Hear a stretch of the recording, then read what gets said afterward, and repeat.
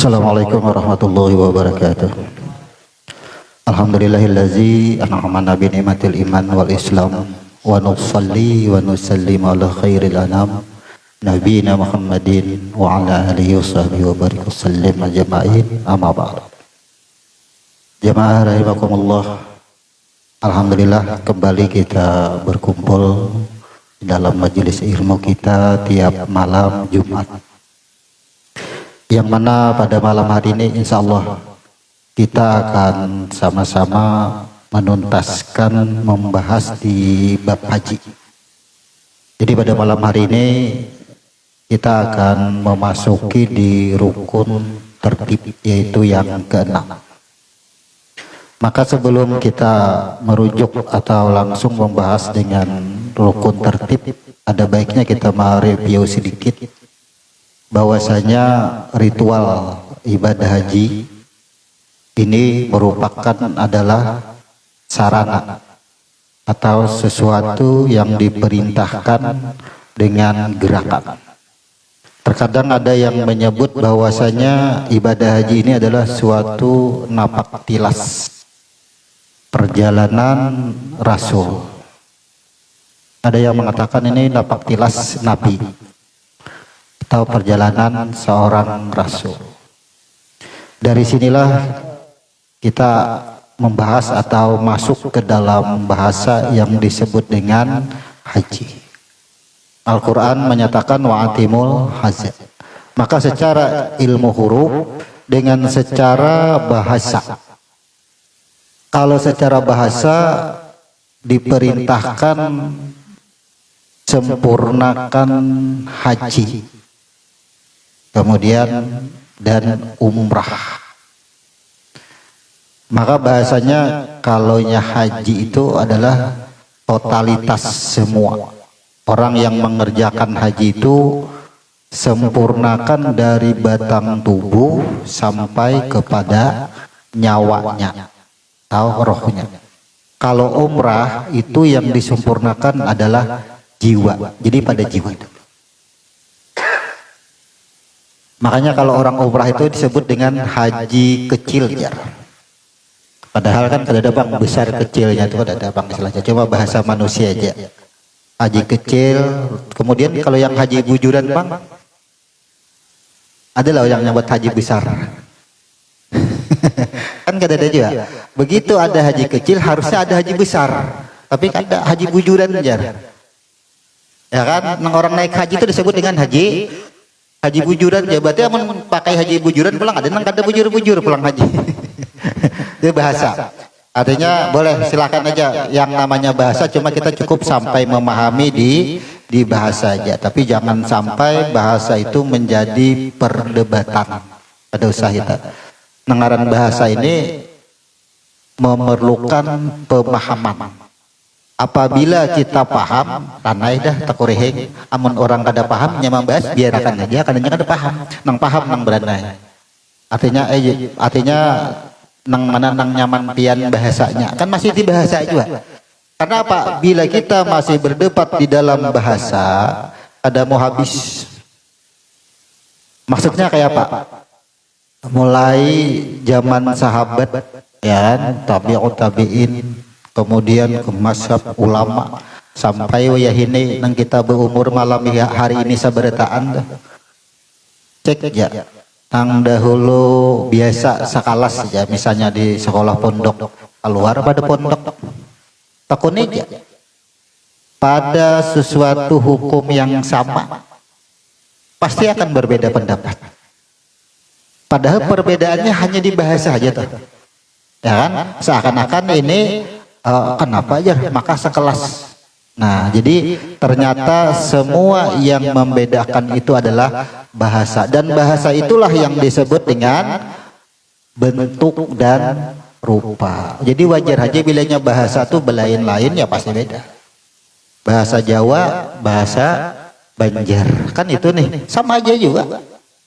Kadada istilah kita ini terdengar bahasa yang berbeda, akhirnya menjadi perdebatan. Nah, disinilah karena kita ini hanya tak kaji, tak lihat bentuk nama dan rupa. Makanya sampai wayah ini Nang ulama nang paling tinggi berilmu aja masih berdebat, berarti masih terpandang bentuk dan rupa. Batatai sembahyang nang dihiga nyaring usali. Nang seikong pada bau sale keluar ya pada langgar pada masjid lain kisah sudah. Nah, artinya apa? Pada dengar bahasa. Begitu kita mendengar bahasa yang berbeda, adalah kira-kira nang merasakan nih, nang saling bertentangan di dalam. Kan perintahnya Islam itu rukun yang kelima, wa'atimul haza wa umrata lillah. Sempurnakan batang tubuh, nyawamu supaya gulingnya tenang. Kemudian sempurnakan jiwamu. Itu kan perintah. Tapi imbah tatatai sembahyang belain paham. Allahu Akbar nang diga unjat masih. Selama unjat masih nang diga, nang sudah bagiam ini umpat juga unjat. Cuma kada kelihatan hati nang unjat. Apa aja nang diga nih jangan ada karuan padahal imam sudah bacaan. Cek ya. Tuh kan tertipu dengan bahasa nama. Padahal kada kelihatan kada cuma telinga mendengar. Inilah namanya bentuk nama dan rupa itu terlihat, terdengar. Hati-hati kita. Kita ini di bab haji ini harus jujur nih dalam amaliyah kita. Makanya kajian kita ini tidak ada istilah mengenal NU, tidak ada istilah mengenal Muhammadiyah, Salafi dan sebagainya. Yang kita kenal adalah Islam. Ya, kemudian yang kita kenal adalah petunjuk yang tidak akan sesat selama-lamanya adalah Al-Quran. Nah kemudian di dalam membahas Al-Quran, ketika kita membahas dengan tafsir, kitab tafsirnya pun banyak. Oh kitab tafsir ini. Nah ada yang berpegang ke si ini itu berbeda pula. Maka kita di sini masuk ke hurufnya. Begitu kita belajar hurufnya, insya Allah mau kitab tafsir mana aja kena tatamu kawan, aku aja Ibnu Katsir aja, jangan seikong Ibnu Taimiyah, jangan seikong Jalalain, silakan ya, rasuk aja sebenarnya, kada mau kada rasuk, insya Allah rasuk aja kita, paham. Kenapa? Tidak ada perbedaan ketika kita bisa memahami apa yang kita dengar. Contoh aja, ketika Imam Ghazali dengan Ibnul Qayyim al-Jauzi, ia berpendapat bahwasanya orang guring itu uja Ibnul Qayyim, orang guring itu rohnya nang keluar. Jadi Imam Ghazali amun rohnya nang keluar mati. Bapak apa pendapat pian? Ujar Imam Ghazali nang keluar tuh jiwanya. Nah, ini kan beda pendapat nih. Padahal setelah kita koreksi sampai ke dalam, artinya salah sama bujur, salah paham aja, salah paham. Jadi karena kita membahas di ilmu huruf, akhirnya kan dapat bahwa Ibnu Qayyim al-Jauzi dan Imam Ghazali itu tidak berbeda pendapat, cuma berbeda bahasa. Minggu lalu kan sudah kita bahas, kebetulan Pak Jali yang menanyakan, ya kenapa? Karena Al-Quran menyebutkan menterjemah dengan jiwa. Nah, di sini kan kita, padahal Tuhan kada mengiau jiwa itu kada dikiau. Tetap nurnya jiwa yang dikiau Tuhan. Kada mau. Ya, nafsu tadi. Nah, di situ kan kita ini akhirnya para ulama semakin banyak membaca kitab, akhirnya semakin curam perbedaannya. Aku dahulu aja belum tak baca kitab pangmanya, tak baca kitab belain. Kalau bagi kita pribadi, setelah kita menelaah dengan ilmu huruf, ternyata para ulama itu tidak berbeda pendapat, tapi hanya berbeda bahasa penyampaian. Kata Imam Al-Jauzi, Ibnu Qayyim itu tidak ada berbeda pendapat. Kemudian kita ini konsep lah, bisa juga ini disebut konsep, atau hendak disebut kitab silahkan aja juga, atau hendak disebut buku ya silahkan aja juga, apa aja kitabnya bubuhan ikam aja belajaran aja. kitab bahasa Arab, bahasa kita buku. Sudah terserah aja. Artinya intinya ada bukunya lah. Yang kita bahas adalah hurufnya. Ya, ketika kita membahas hurufnya, adakah di kitabnya? Maka ketika kita membahas huruf di kitab mana aja, orang hendak belajar kitab mana aja pasti ada hurufnya. Huruf itu pengenang kita bahas. Ada keluar pada itu. Nah, kemudian untuk memperkuat penjelasan kita, tentunya kita akan banyak membaca jaka bahasa ini apa yang memperkuat tuh rekomendasinya. Rekomendasi keilmuan itu lebih banyak membaca di kitab Sirah Nabawiyah atau kitab-kitab tarikh, itu kan memperkuat penjelasan kita tuh. Begitu membahas tentang wudu, kitab tarikhnya kayak apa bahas. Nah, kemudian kebetulan Asfi kemarin ada menghubungi kita lah. Artinya ya boleh jadi ini semacam ralatan aja sedikit. Kita ini begitu banyak membaca di dalam kitab tarikh itu kan. Ya, kemudian kitabnya kan kita bawa. Ketika kita menjelaskan, kita menyebut suatu cerita, kemudian kita tertukar nama. Ya kan? Pernah kita menyebutkan bahwasanya perbedaan pendapat antara Imam Syafi'i dengan Imam Ahmad bin Hambal. Itu perbedaan pendapat itu kita yang menyebut. Kalau bubuhannya kada berbeda, kada pendapat. Cuma di dalam kitab tarikh itu kalau dengan Imam Ahmad bin Hambal itu lain cerita. Cuma kita tertukar nama. Bahwasanya Imam Ahmad bin Hambal itu didatangi oleh Imam Syafi'i bermalam di rumah Imam Ahmad bin Hambal. Itu sampai subuh. Anak Imam Ahmad bin Hambal yang protes karena sampai melihat Imam Syafi'i itu sampai yang subuhnya kada berwudu, tengah malamnya kada yang malam aja juga. Disurungi makanan habis disikatnya oleh Imam Syafi'i, jadi bingung yang anak. Nah, itu aja kisahnya. Nah, yang kisahkan semalam itu bahwasanya Imam Syafi'i berpendapat, menjadi Imam Syafi'i, aku meyakini semua yang kita dapatkan, yang kita hasilkan itu atas usaha kita sendiri. Kemudian ada kita salah sebut namanya aja. Kita tersebut Imam Ahmad bin Hambal. Bahwasanya itu sebenarnya adalah Imam Malik.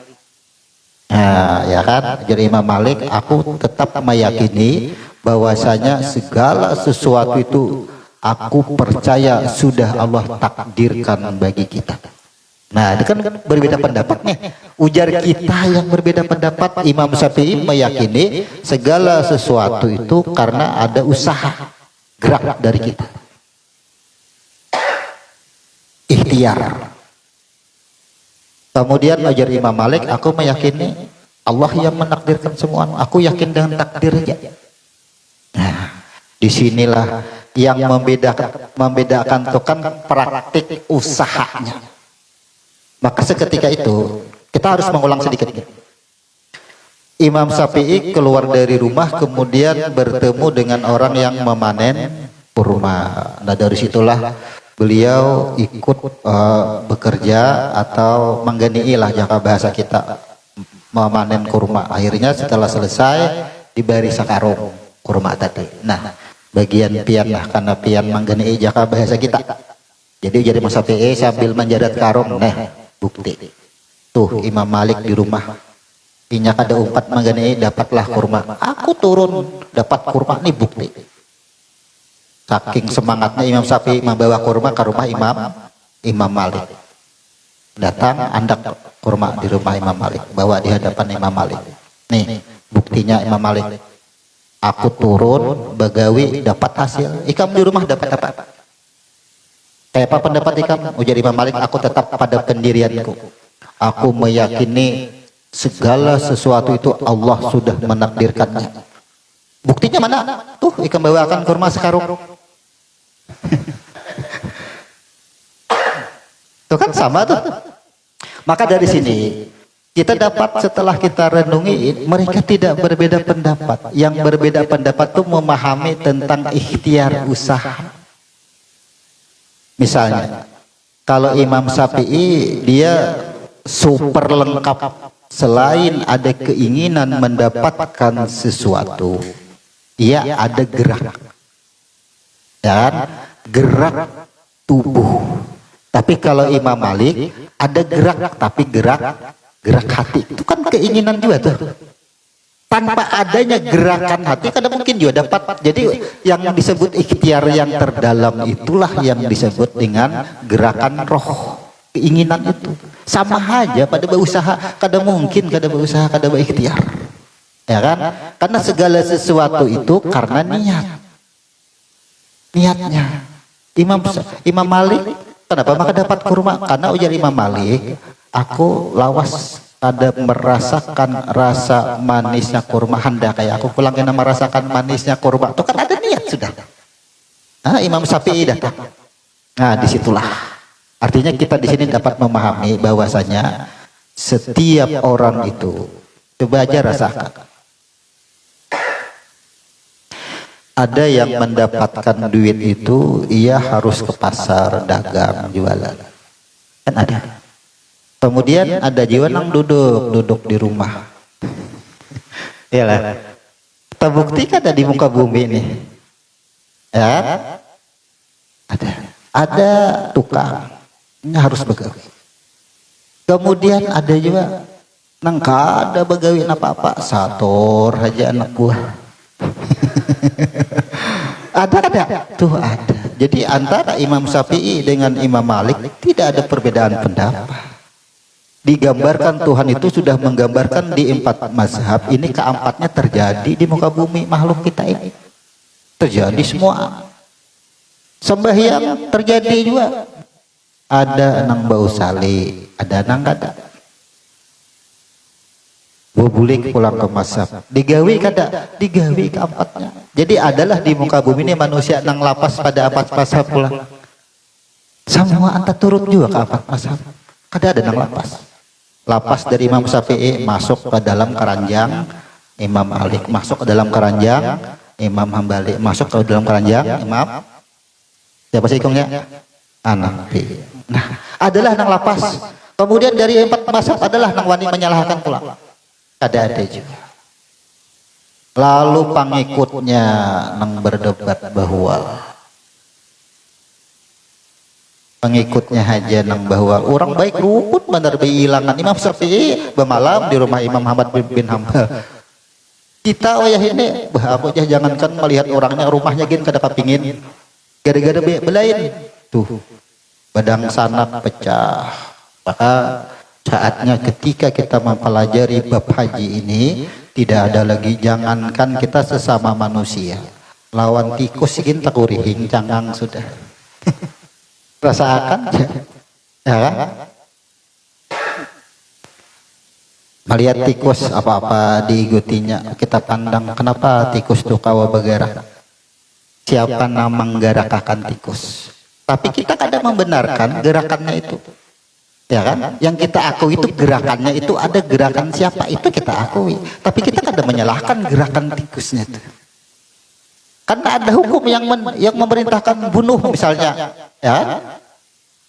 Ketika kita laksanakan, kita melaksanakan perintah. Karena ada perintah bunuh misalnya, boleh dimatii. Berarti saat kita memati melanggarlah, di mana pelanggarannya? Karena ada perintah. Berapa yang kita pandang geraknya tikus tadi, geraknya siapa? Kalau tikus saja kita pandang lebur gerakannya, gerakan kita kemana leburnya? Sama ketika kita bunuh tikus tadi, perintah sudah. Jangan kadang-kadang dimasukkan tuh ketika berhadapan dengan larangan. Misalnya ini gerak-gerak Tuhan juga, tuh gerak-gerak Tuhan juga, tapi dilarang misalnya. Laksanakan, kadang-kadang masuk, kadang-kadang klik. Kenapa? Karena ketika larangan ini kita langgar, konsekuensinya kan ada.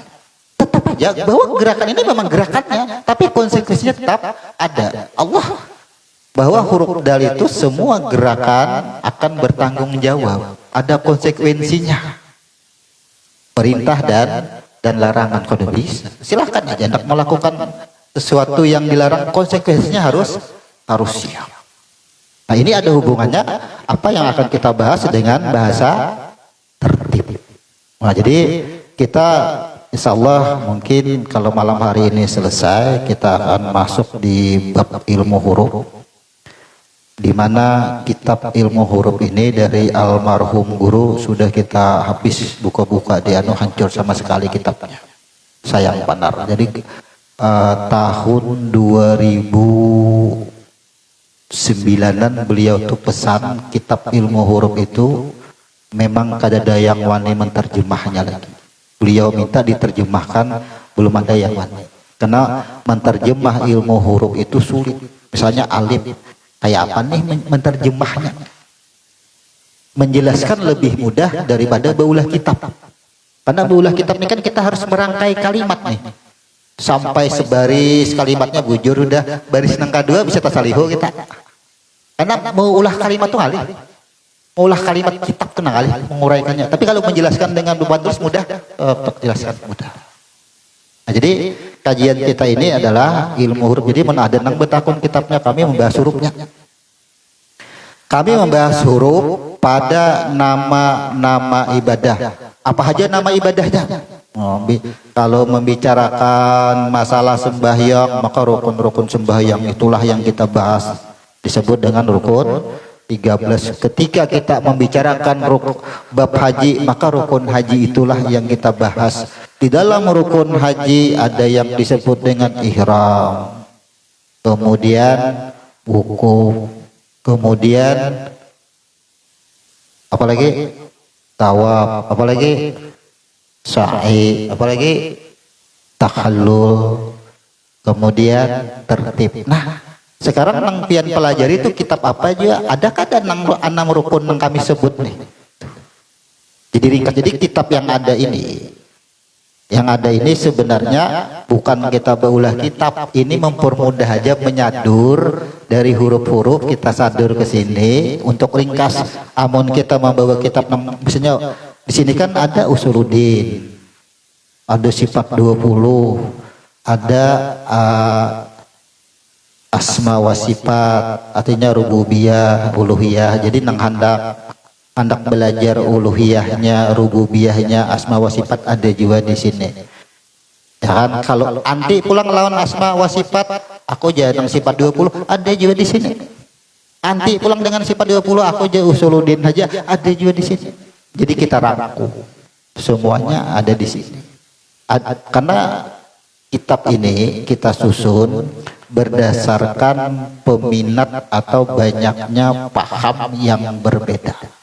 Kita sudah ada yang anti dengan sifat 20, karena itu jah Nabi kada pernah mengajarkan. Lalu inya masuk ke dalam rububiyah, uluhiyah, asma wa sifat. Anti daripada keduanya inya usuluddin ya kan? Karena masuk di dalamnya dengan sifat nafsiyah, salabiyah, ma'ani dan ma'nawiyah dengan jalan tujib. Ternyata setelah kita kaji kesemuaan sama. Ibarat orang di luar Banjar sama aja tujuannya pada ke Banjar, cuma ada 6 jalan, lingkar selatan, lingkar utara, jalan Sungai Tabuk, pas ketemuannya di Banjar juga sebertaan. Metode yang berbeda. Makanya kita orang belajar sifat 20 sama. Cuma setelah kita rangkum pulang kesamuaan ini, orang nang belajar usuluddin, nang belajar sifat 20, yang belajar rububiyah, uluhiyah, asma wa sifat, kita cukup belajar sebiji huruf sin sama keempatnya itu bahasnya. Bahas huruf sin, batamuan keempatnya sebiji huruf aja, ada panjang. Bila belajar sifat 20 puluhan tahun, usuluddin puluhan tahun, hanyar sampai itu pun kada sampai kada kawa duduk. Anda duduk jadi Tuhan, kada duduk kada batamuan lawan Tuhan, gantung kita seberata. Di sini pentingnya kita harus belajar ilmu huruf. Jadi intinya di kajian kita ini tidak mengenal suatu ormas manapun, jangan ada. Karena Nabi sudah menjelaskan bahwasanya yang selamat itu adalah ahlu sunnah wal jamaah, dan ahlu sunnah wal jamaah itu ada pada setiap jiwa, ada pada setiap diri, tidak bisa diklaim hanya pada ada organisasi kami misalnya kada bisa. Ada pada setiap diri, maka setiap diri silahkan hendak berorganisasi, hendak KNO silahkan, hendak ke Muhammadiyah silahkan, hendak ke Salafi silahkan, tapi bila inya belain lihati, bila kada mampu melihati manusianya, lihati kucing lawan tikus, lihati binatang, lihati menenangkan jiwa kita. Rukun yang kelima, wa'atimul haja, sempurnakan hidupmu dan sempurnakan cara hidup. Kalau cara hidup kita masih ada kebencian karena berbeda paham, maka ujar Tuhan sudah kupadahi si A bau salik, si B kada bau salik. Kenapa nang si B nang sibuk mau urusi si A? Maka ujar Tuhan kada kotakoni juga kayaknya amal si A lawan ikam si B. Amal si A tu si A juga nang kotakoni, amal si B juga nang kotakoni. Apa urusan kita? Oh, tatatai orang nang bau salik, boleh ke rumah gurunung tarik berkisah payah umanya aja sama sigit situ aku orang dia bendera orang ini nang lain pulang aku jasa yang pas tuh batu tong salam orang aja kalian nang bawiritnya, kalian nang bajikirnya. Banyak sampai itu. Lalu sembahyang tadi, amun sampai ke rumah aja masih membakas pada waktu imbah takbir tadi Allahu Akbar tuh berpikir benar tuh. Lalu jar Tuhan sembahyang tuh kemana? Makanya Tuhan turunkan ayat ya kan? Surah Al-Ma'un. Fawailul lil musallin. Celakalah orang-orang yang salat. Kenapa ia celaka? Ia lalai dalam salatnya. Salat as-salatu mi'rajul mukminin. Salat jar Tuhan menemui aku. Kenapa ikam menemui amal si A nih? Kenapa ikam menemui pasar? Kenapa menemui kuitan? Himong bila sembahyang tuh oh keingatan lawan kuitan apa ini? Wah himongnya sampai tangis. Aku aja manyai pas sembahyang ingat ya lawan arwah mama aja. Oh ini rame berkisah. Himong padahal apa? Dibawa kita itu. Sifat jin tuh ketujuh, amun dibawa jin ke pasar pinando, orang sudah pada ditipu, dibawanya ke arwah-arwah. Wah himong kita. Padahal ayat as-salatu mi'rajul mukminun, salat adalah bertemunya seorang hamba dengan Tuhan. Ini bertemu dengan aku. Tapi amun kita sudah duduk di nur, jin itu dari mana asalnya? Kan dari nur juga. Amun sudah di nur, jin itu kan masih di bawah nur. Kada ada lagi jin, apalagi iblis dan setan bagi kita. Biar hendak diarahnya kemana kita kada kawat. Gitu. Contoh aja, nang sudah duduk di desa Barataan, sudah apa rumah Pak Upik di sini. Sampai di jembatan situ ditarik orang simpangan orang arah ke sana aja. Hakun lah. Pinandu sudah jalannya ke sini. Awalnya ditipu, disimpangakan kada kawa juga sama kayak orang sembahyang. Allahu Akbar. Yuk kita hilangin arwah nenek di situ. Tahu sudah. Nang membawai siapa? Tahu sudah. Nang dibawai siapa? Maulah tertipu sampai sudah begitu Allahu Akbar sudah. Nikmat kita. Jadi sembahyang tuh rame akhirnya sembahyang tuh jihad. Allahu Akbar. Biar aja orang rame membisik. Ya kan? Hiruk pikuk dunia tuh biar aja masuk. Ya kekalahan bila kita sama kita hendak ke sini. Ya kan? Ada nama ganggu, oh 4 bebuat di belakang. Cagar tabuat ke rumah Pak Upik tuh juga. Coba aja. Pingkuti aja orangnya aja supaya kada sampai ke rumah Pak Upik. Oh, jangan dilepaskan aja. Oh, berpikut benar. Tahu tujuh rumah Pak Upik. Tabuat tidak ke rumah Pak Upik kita. Sama Allahu Akbar, siapkan yang kita tuju. Begitu sepeda berbuat, aku aja hendak menukar sepeda aja jawabannya. Gerunom mamanya pas kita Allahu Akbar. Sepeda tabuat tidak tuh. Tabuat sepeda Allahu Akbar. Tapi kita yakin ke situ. Kenapa jar Tuhan buat sepeda? Bini hendak sepeda, isok ambil sepedanya. Istilahnya nyaman kita bilangnya gitu. Langsung aja kita menuju ke tertib. Jadi dengan ilmu huruf maka pada malam hari ini karena menuntaskan maka ini harus ke keenam rukunnya dari awal kita, ya kan? Dari awal sampai menuju tertib, karena tertib itu kan beraturan. Nangaran beraturan itu ada boleh tapahuru. Ibarat berhitung dari 1 sampai 10, 1, 2 kada kawa, 1, 5, 7 kada kawa. Itu kada tertib marahnya.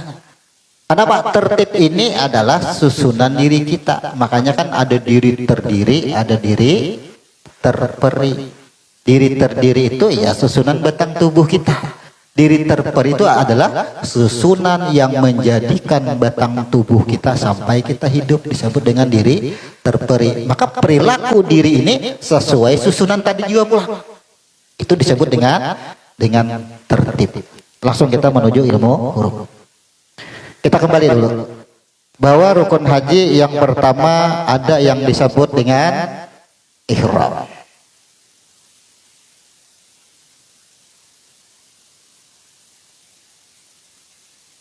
Nah, kita belah itu dulu.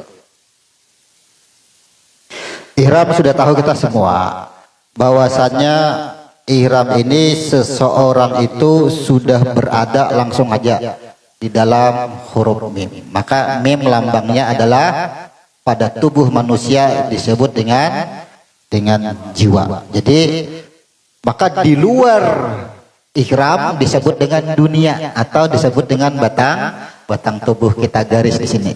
Nah, kita garis 2. Bila garis 2 ini kayak jalan juga kada boleh dibalap. Tuh. Maka di sini disebut dengan tubuh. Atau disebut dengan urusan dunia. Nih, biar mudah itu. Jadi bila sudah ini kita mengambil suatu ilustrasi berangkat. Anggap aja kita mengambil mikotnya di Yalamlam, di atas pesawat. Yalah. Jadi gimana mengambil mikotnya? Maka mikot itu adalah sesuai yang sudah kita jelaskan, mim, qaf dan dal. Kita sudah menuju ke dalam kekuasaannya. Maka menuju ke dalam kekuasaannya, menuju kepada zatnya, menuju kepada nurnya, berarti dimulai dengan jiwa, mikot. Nah, masuklah. Begitu kita berniat mengambil mikot untuk ihram, berarti kita semua sudah menjadi urusan jiwa. Jadi segala urusan dunia, ini kita lagi masuk sudah. Kalau bang kita sudah mengambil mikot ihram, ditelepon di tanah air, si Ano mencari ini, oh abut kita mengirakan menagih Ano, jangan ada janjikah ini tuh kada urusan kita lagi, sudah abaikan semua, disebut dengan ihram. Nah, kalau panjali kamu dapat adalah bisa juga disebut dengan zona, ini batas. Ya, sampailah begitu pasang kain ihram misalnya. Ini yang kayak seakan-akan praktek kita. Artinya anggap aja manasik lah, pasang kain ihram. Maka semenjak itu kada ada lagi urusan dunia. Makanya kain ihram itu adalah bahasa lawar dalam kita. Kan kada ada. Tapi jah bibinian pam. Nah, ingat. Kenapa lalakian tuh ihram kada boleh bahasa lawar dalam?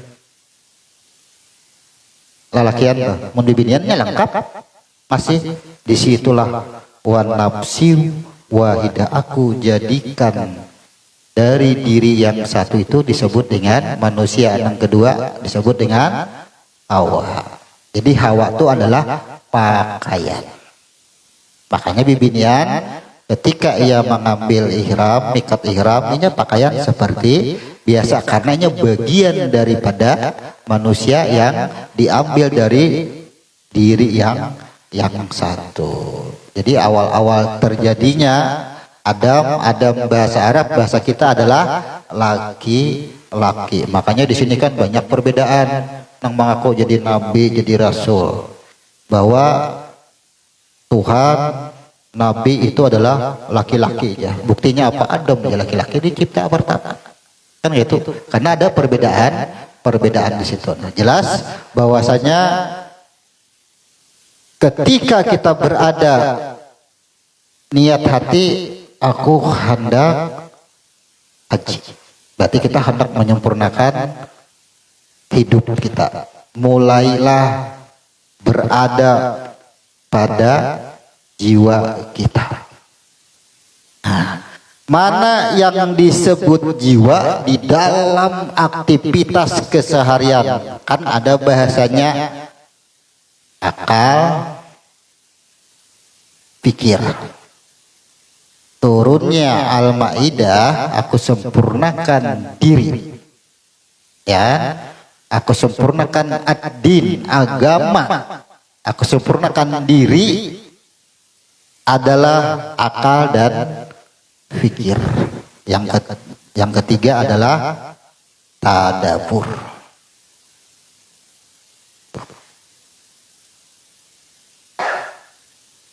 Sekarang begini, akal pikir adalah urusan dunia. Ujar akal dahulu. Omane ja aku tohok sudah hidup, ya kan? Kadang sudah sangu gasan bulik. Oh, lengkap sudah nih hendak haji aja kok. Nah, lalu bertafakur kita atau berpikir, orang cagar haji ini, nih berpikiran kan, orang cagar haji ini kan berarti sampai ke Ka'bah kena wukuf, berarti ia harus membersihkan diri, berarti penamui Tuhan nih bahasanya, bukan sebelumnya kada bertamuan Tuhan. Ya, berpikir, tafakur.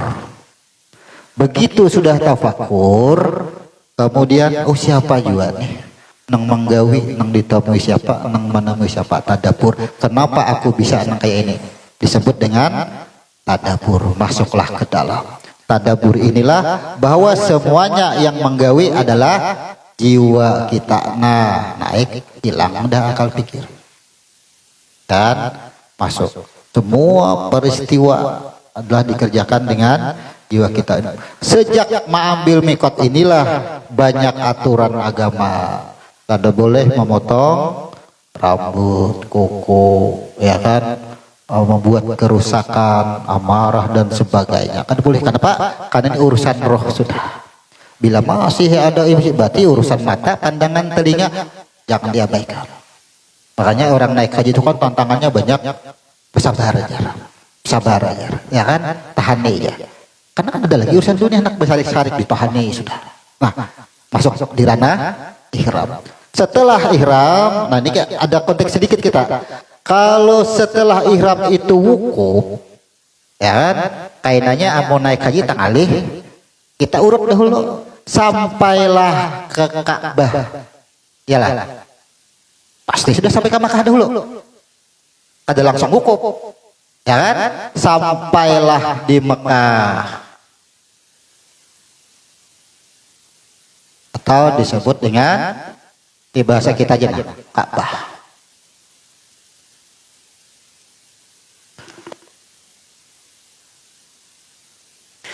Jiwa kita berpandir.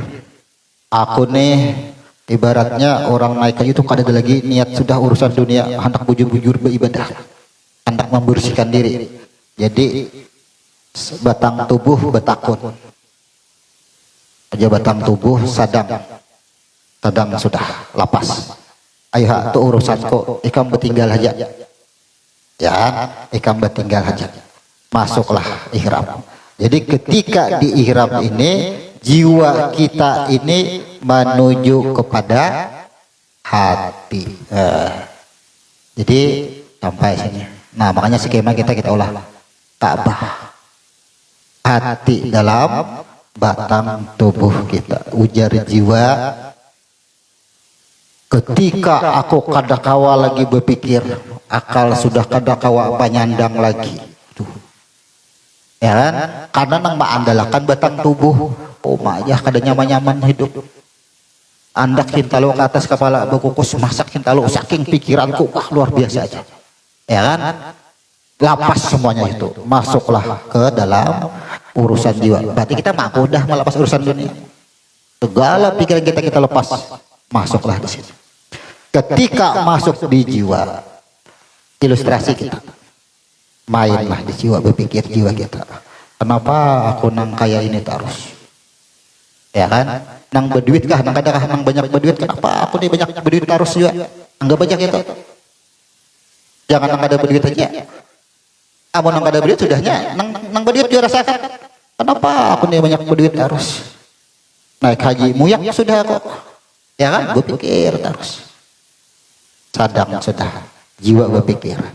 Masuklah ke dalam hati. Berarti sampailah ke Mekah. Anggap aja ini ilustrasi lah, rasakan ya, bayangkan aja di situ. Sampai ke Mekah. Apa yang kita lakukan? Di sini disebut dengan tawaf kudum. Nah, tawaf kudum. Jadi pertama-tama tuh kita sampaikan ke Mekah, tawaf kudum artinya. Kenapa disebut tawaf kudum? Tawaf penyerahan jiwa pertama. Hanya bertemuan kita. Ujuk-ujuk jiwa kita masuklah ke Ka'bah atau masuk ke dalam hati yang berbicara. Masuk ke dalam hati. Penyerahan. Menyerahkan jiwa, ujar jiwa. Aku kan disangkut lagi pikir dah. Disangkut lagi. Kebanyakan pikiran si akal tuh. Sudah, aku nang menyandang di jiwa. Nah sekarang aku sarahkan. Jika maupun urusannya itu sama. Jadi begitu pertama datang ke Makkah kita melakukan tawaf kudum, maka kita menyerahkan urusan jiwa kita. Jangan lagi berpikir pulang jiwa. Ini urusan hati sudah di dalam. Tenanglah jiwa. Bila kada dilapas kada mutmainah. Karena kita sudah belajar lapisan hati apa yang ada di sini. Yang ada di sini adalah sifat amarah nih. Nang masuk di ranah nih. Nah, ya kan? Lawamah. Nah, kemudian masuk pulang ke sini disebut dengan mulhamah. Mulhamahnya ada di jiwa kita. Kenapa ada di jiwa? Mulhamah ini adalah orang nang tahu bahwa itu dilarang, tapi tetap digawe. Nah, tolong dia tanda tangan ya kan ya. Jangan nih kada boleh nih korupsi nih separuh seorang kita. Oh ya kita kah ya tanda tangannya itu disebut dengan mulhamah. Tahu kada boleh tapi kita gawe disebut dengan mulhamah, jiwa yang terguncang kada kawa. Nah jadi ujar jiwa aku kada tahan juga mau dijelungi orang jaga tanda tangan gue tanse besar aja aku diri dah. Nah nyarah kada lagi aku tuh sama tuh ihram. Ketika orang sudah ihram masuk ke Makkah tawaf kudum lapas sudah semua. Begitu diserahkan kada ada lagi jiwa empat, majulah pulang ke maju ke dalam hati. Inilah yang disebut dengan mutmainah. Nah di sini yang dipanggil tenanglah sudah, tenang aja kamu ya, lepas semua ini urusanku, mutmainah sudah. Di sini lapisan sudah dilepas. Nah kalau ritualnya kita melakukan tawaf kudum itu ritualnya. Jadi ujar jiwa akulah kadenak lagi lah aku berpikir ikam aja semuaan di hati. Jadi ujar hati aku gin padahal kada kawan apa-apa kada juga. Ada nang maatur nang manggerak ini ada kada aku kada. Ujar hati. Lalu ujar jiwa nang mana orangnya nang manggerak jiwa ini nabatakon nang mana orangnya nang manggerak ujar jiwa. Kada kawa langsung tujibul qalb. Kada kawan di sini tujibul badan siro qalb belum kawa lagi. Jadi sampai di sini jiwa merintih kepada hati mengadu. Jadi ujar hati amun ikam hendak tahu siapa nang manggarakakan ikam selama ini datangnya ada apa? Hukum sana. Itu maksudnya. Mbah kayak apa caranya? Jadi ujar hati bawa seikungan anak. berangkatlah nih jiwa dan batang tubuh berangkat menuju Arafah. Nah, masuk ke dalam Arafah disebut dengan wuku. Nah, sampai sini. Begitu sampai di Arafah, ya, begitu sampai di Arafah, ternyata di sinikah sejarah adanya kulit, daging dan tulang belulang. Susunannya nang kayak apa? Wah, muncullah di dalam wukuf ini cerita kejadian manusia Adam dan Hawa. Dari Adam dan Hawa adanya air, darah, hati. Kemudian batang tubuh atau langsung tubuh. Ini Al-Quran lah. Ini sesuai susunan Al-Quran ayat yang menerangkan itu. Nah, di sini tahu, ternyata ujar tubuh, aku ini dari hati.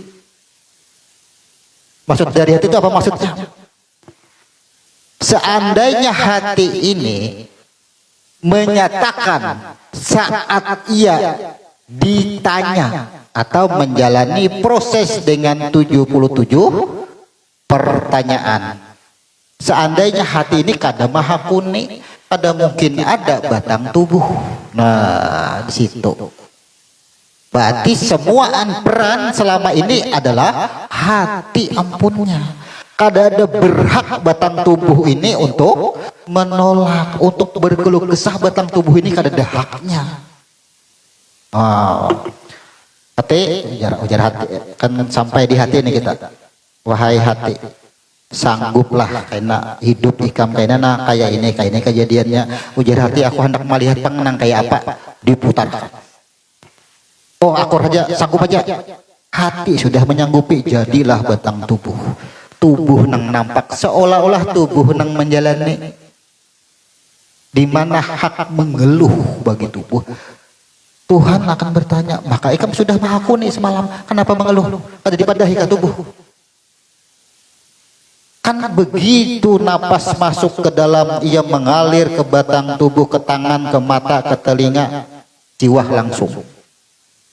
Kenapa kada dipadahi? Hati nang kata. Ternyata adanya batang tubuh adalah karena proses hati. Kemudian ujar hati, seandainya aku kada menerima, sanggupkah hikam direnjah orang kena? Aku kada sanggup. Udah hamun kayak itu bolehkahkan jadi darah. Inilah di dalam proses kedokteran, proses kebidanan disebut dengan keguguran. Yalah, kata orang keguguran ini jadi darah. Ini sebenarnya lama aja kandungan, kada kandungan bang nang lama iman mana di dalam sini kada percaya. Tak boleh jadi darah. Bolehlah. Kemudian peristiwa yang kedua, ya, ada nang hamil itu kada mau jadi. Kenapa? Itu terjadi pada saat nih aku keluarkan air dari tulang Adam. Aku datangi, aku mintai persaksian alastu birabikum, ujar banyu bala syahidna. Tapi banyu ada kawa bersaksi, iya nang kada mau jadi. Itu ceritanya di dalam ilmu kedokteran. Nah, kita singkat, tahulah kisahnya kita sudah semua. Kaya inikah kejadianku semua. Disebut wuku. Ternyata daripada air naiklah ke atas.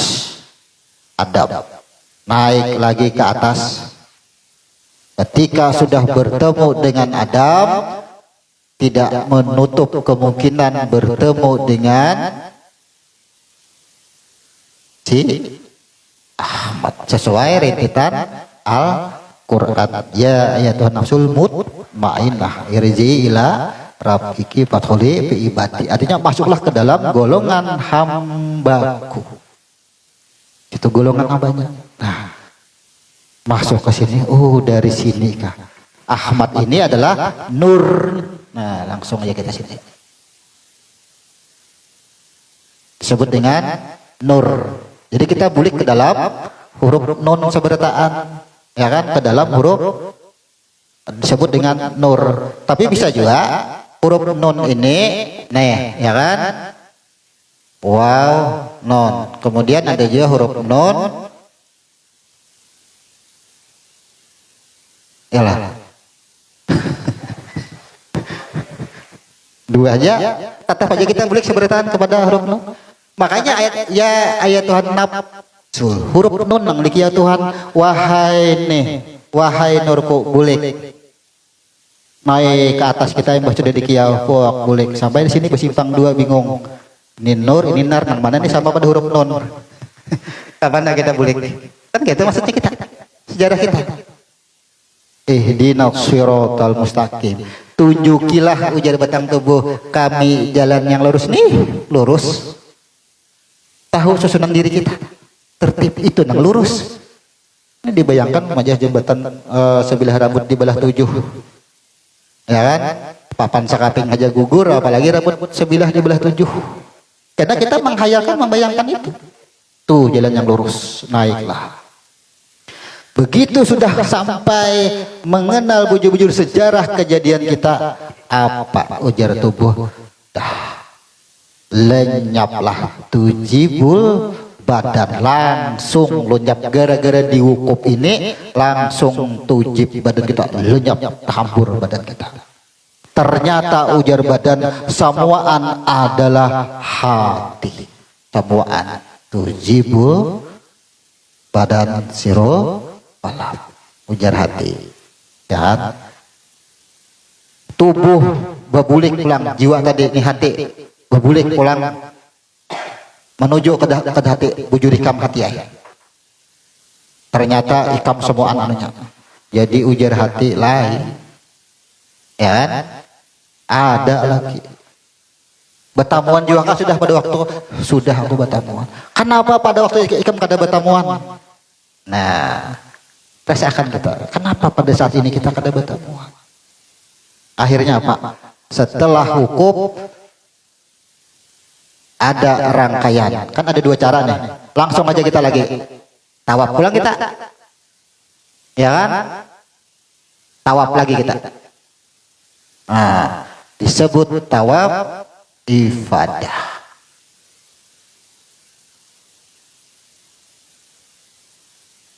Tawaf ifadah. Begitu sudah tahu pada hati semuaan, ujar hati, ya kan? Aku gen kada kawan apa-apa juga, ujar hati. Maka hati pun menyerah, angkat tangan. Nih tubuh tadi merujuk naik ke atas, kan? Membujurakan lawan hati, basarah diri udah. Ikam juga tadi semuaan sudah kelakuannya sudah. Sampai ke atas. Jadi ujar hati disebut dengan ifadah. Ifadahnya apa? Samuaan itu nih perbuatannya. Bila alif ini disebut dengan af'alnya. Nah, fa ini menjelaskan proses gawian. Samuaan tuh jah gawiannya. Nah, samuan gawiannya. Dal ini maksudnya adalah balasan. Tuh samuan gawian nang kejadian nang kayak ini apa? Ampunnya. Nah, jadi marilah hajar hati, samuan adalah karena gawiannya. Inilah dengan bahasa tuzibul qalb. Hancurlah hati, hati sudah menyerah. Begitu kita melaksanakan tawaf ifadah, hancur leburlah hati sudah. Karena dibersihkan tadi kan, itu sama dengan tawaf ifadah, melakukan itu. Tapi begitu tadi jiwa tadi sudah merujuk, ia melakukan tawaf ifadah, ujar hati, kaina tubuh amun ikam kada sadari nang semalam itu sebelum bertemuan lawan aku nih menyiwah terus, buangi dahulu orangnya tuh. Nah, akhirnya apa? Inilah yang disebut dengan aqabah, ula, ya kan? Wusta. Tuh, 3. Jadi ujar hati, buang dahulu. Tuh, nang 3. Akhirnya apa? Setelah tawaf ibadah berbulik, melakukan jamarat, melontar jumrah. Tuh cara yang pertama. Kalau cara yang kedua, sampai di sini tubuh sadar. Oh, ternyata selama ini nang bertiga ini kah orangnya nang tukang bisiki, tukang ganggu lawan aku hidup. Tawaki lagi. Oh, tawaki jamarat dahulu. Imba sudah jamarat, tuntung melontar hanyar menuju Ka'bah, menuju pulang hati. Nah, jar hati berhasil sudah datang melawan aku langsung. Nah kan bahasanya nah itu. Aku semua tanggung jawabnya aja hati. Wah, langsunglah melakukan tawaf ifadah. Kemudian setelah tawaf ifadah, kita akan menuju kepada apa? Sa'i.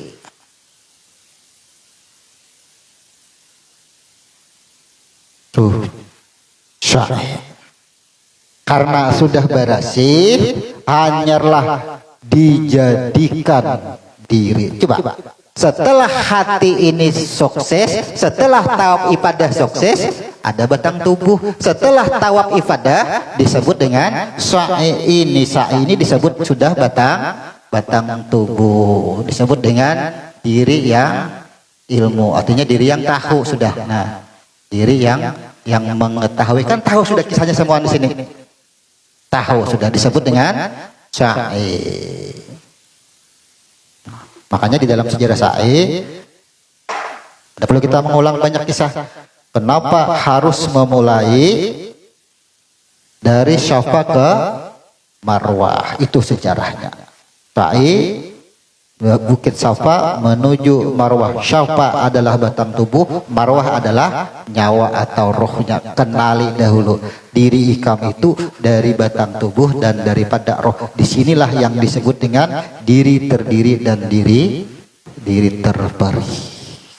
Nah, setelah sa'i sah sudah dirinya, dan begitu sah dirinya, barulah kita menuju, nah masa ke bawah lah, yang disebut dengan pensahan dirinya.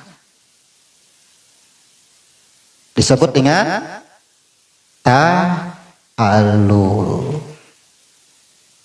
Makanya kita sudah dilahirkan, hendak diberi ngaran, wayuh laku ra'sahu, potong rambutnya. Begitu diri sudah ada, tuntung mengerjakan sa'i, langsung bertahalul minimal tiga helai dengan niat atau tujuan, mudahan batang tubuhku ini kena bakal lakuan selalu membawa kebaikan. Berarti nang keburukan ditinggal karena sudah dilempar.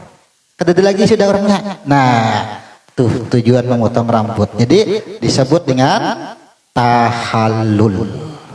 Kita jelaskan sudah tahallul. Nah, kemudian tahallul ini adalah gerakan memotong rambut. Maka gerakan memotong rambut adalah simbol huruf zai. Zai, ya kan? Ini rambut perhiasan dunia. Begitu dipotong, jangan ada lagi perhiasan dunia nang mengganggu kita. Kan dipotong sudah, maka perilaku kehidupan kita ini kan ada lagi urusan dunia.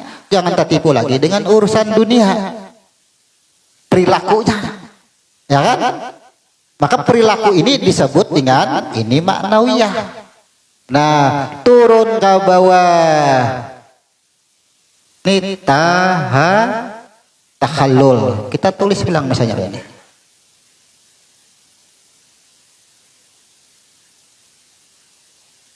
Sebut dengan tahlil. Apa kalimatnya tahlil?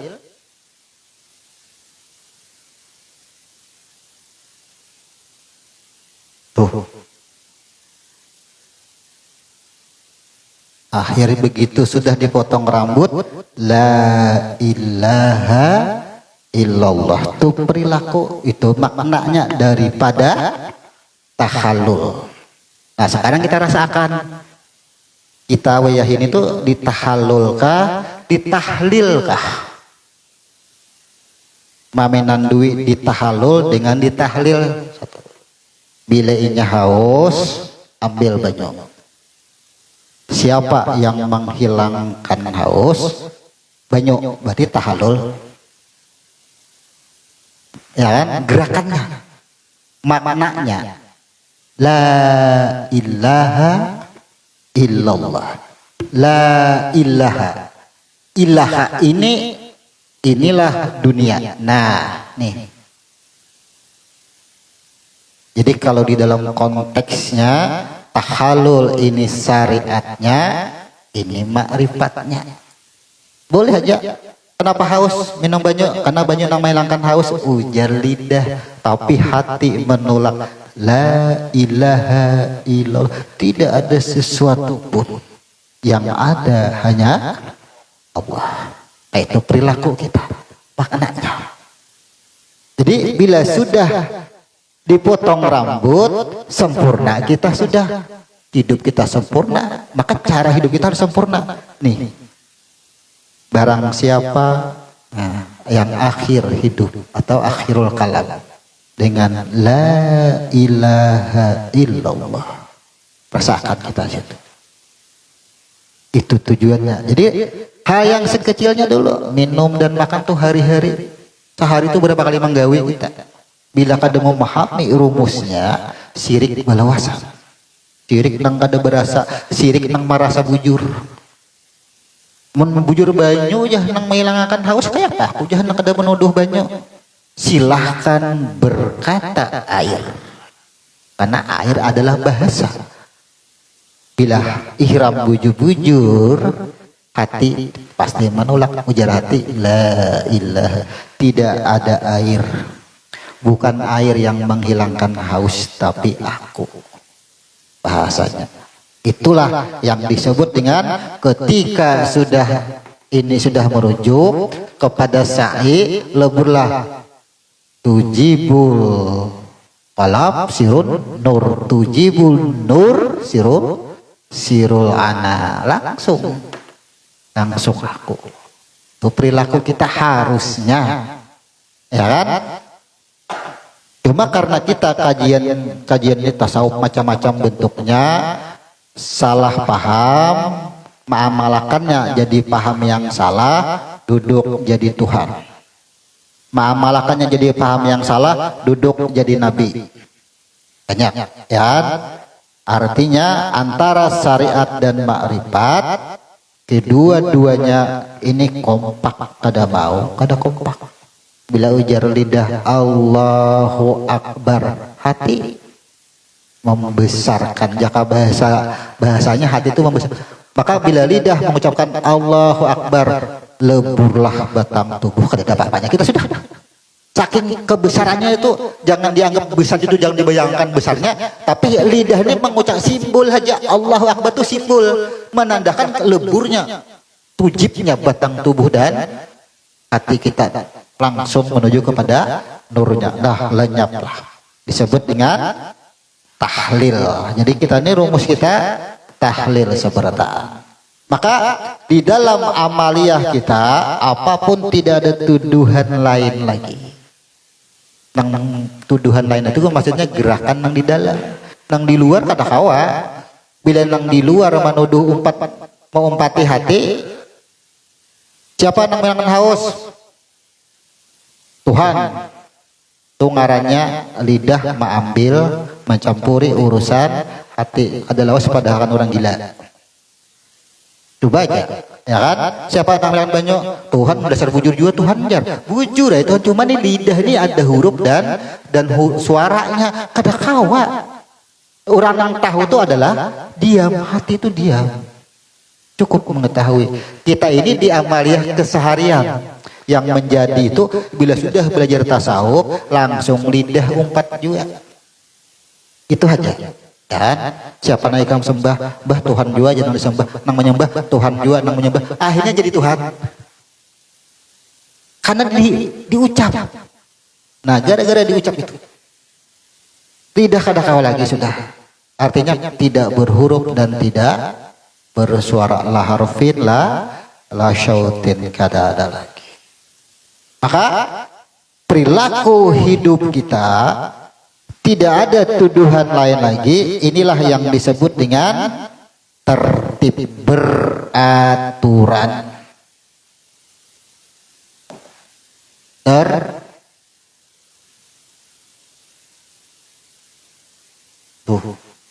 Tertib. Ada huruf ya-nya.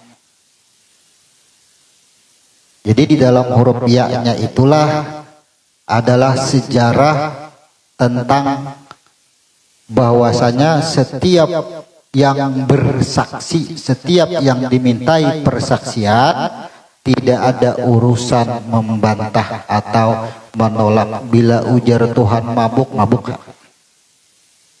Maulah aja Tuhan menyuruh mabuk, gampang. Namun gak ada Tuhan, siapa nang mampu berdiri sendiri? Itu takdir bahasanya. Itu kan dosa. Dosa dan pahala Allah semuaan, Tuhan semuaan. Bila Tuhan menyuruh tetap berdosa aja. Bukan Tuhan yang berdosa. Bukan bicara jatnya. Nih, cara bagaimana sugesti atau pola pikir kita itu jangan sampai ada lagi, karena la ilaha illallah ini merujuk kepada roh. Dia semua. Tapi hati-hati di sini, dia semua ini yang jadi Tuhan. Hati-hati. Syariatnya tetap jalan. Bila lapar makan, karena sudah ada di 77 pertanyaan ini. Bila engkau lupa, aku ingatkan. Bila salah, aku bujurakan. Bila garing, aku sembuhkan. Itu sudah. Bila garing jangan takutanlah, kena aku sembuhkan ya Tuhan. Ini bahasanya sudah. Maka kita menjalani. Bila ikan mabuk, ujar Tuhan, kena aku sadarkan. Ya, sudah semua. Maka kada berhak kita untuk menyalahkan semua apa yang kita lihat. Tapi hukumnya yang salah. Hukum salah dan hukum benar. Hukum itu ada salah, ada benar. Tapi perilaku itu tidak bisa dibuang ke tempat manapun. Karena rohnya yang bergerak. Coba. Riam kanan menyalurkan satrum ke sini. Seandainya ada undang-undang di rumah ini menyala. Jangan menyalakan AC. Misalnya. Ya kan? Oh, ada yang mengetik menyalalah AC. Mari kita perhatikan nang maulah AC-nya adalah supaya mudah daerah. Misalnya kita ulah peraturan sini, larangan jangan menyalakan kipas angin, misal. Ya, supaya mudah. Bagaimana kita memandang orang nang mabuk, orang nang salah.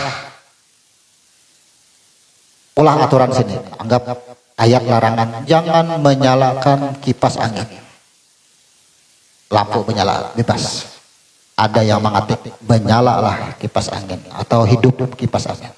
Nah sekarang yang membuat perkataan tadi jangan menyalakan atau menghidupi kipas angin itu hukum. Tidak boleh mencuri hukum. Jangan menyalakan kipas angin hukum. Kita perbandingkan dulu. Kemudian dikatiklah kipas angin, berputarlah ini hidup. Kira-kira antara yang mengatik dengan kipas angin nang hidup, nang mengatik itukah yang menghidupi kipas angin, atau setrum dari riam kanan itulah yang menghidupkan setrum kipas angin? Coba pada kita yang berbuat, kita yang mengatik sama itu. Bisakah kipas angin ini hidup tanpa adanya setrum? Sekarang bisakah kita berbuat, bergerak tanpa adanya roh?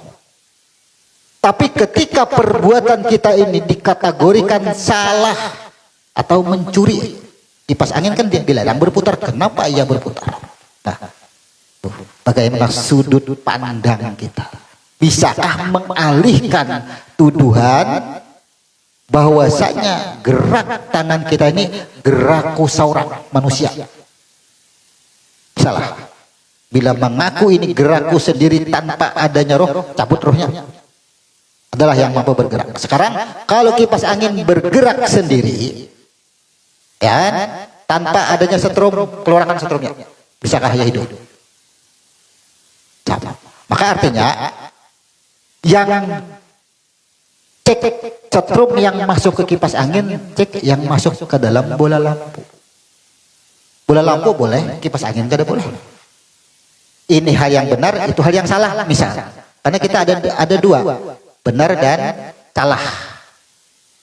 Bagaimana sudut pandang kepada hal yang salah, bagaimana sudut pandang kepada hal yang benar. Beranikah kita menyalahkan kipas angin? Jadi kipas angin, mun kada ada setrum, awal aku hidup. Ya, kada kawa kita tidak bisa menyalahkan seseorang itu. Di dalam hal yang buruk sekalipun kita kada kau nyalahkan, apalagi hal yang benar. Usale, mangsaikong kada kawalah kita menyalahkan orang. Tuh. Hal yang buruk aja kita kada ada wani menyalahkan orang itu. Apalagi kepada hal yang sesuatu yang kita kada tahu kebenarannya. Kada kawa juga ya berusaha rohnya kada ada. Bisa lah nyalakan.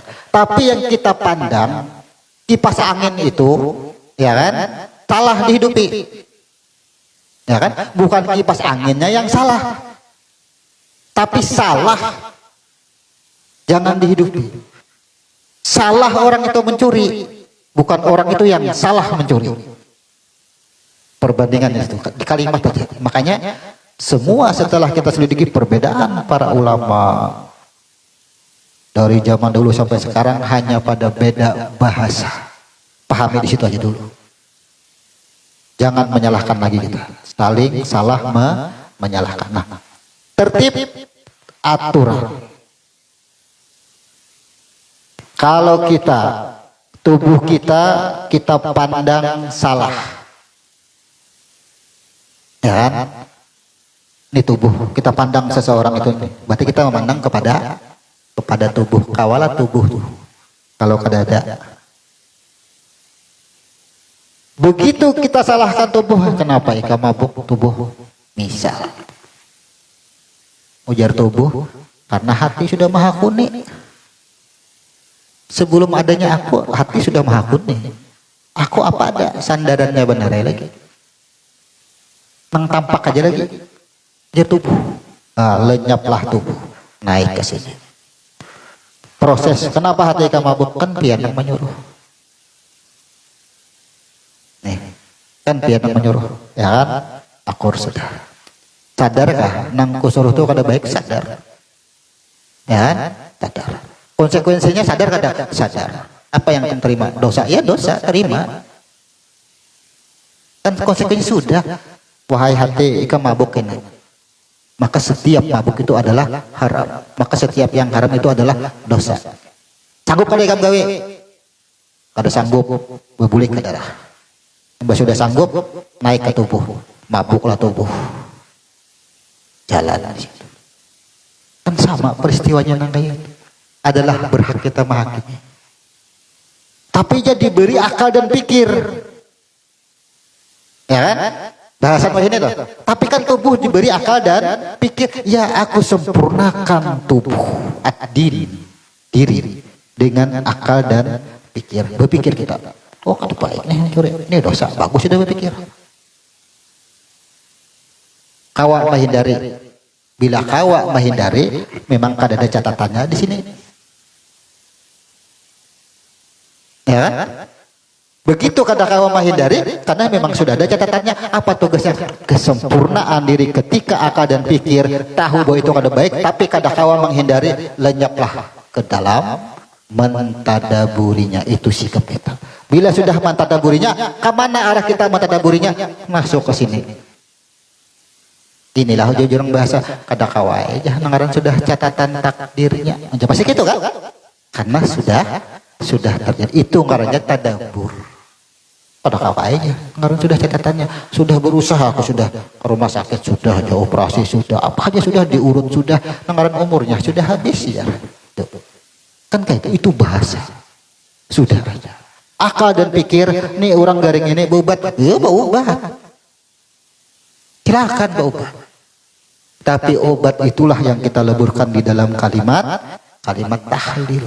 Jangan sampai ketika berobat kita sesat, kita syirik. Bila kita syirik, batal kalimat la ilaha illallah. Batal, silahkan berobat. Aku ya hendak makan budrik aja. Karena budrik mampan ya bagus ya, om sakit kepala. Maaf ya kan sakit kepala. Kada salah orang berkata itu. Karena ada huruf dan suara, ini perkataan betang tubuh. Ada salah.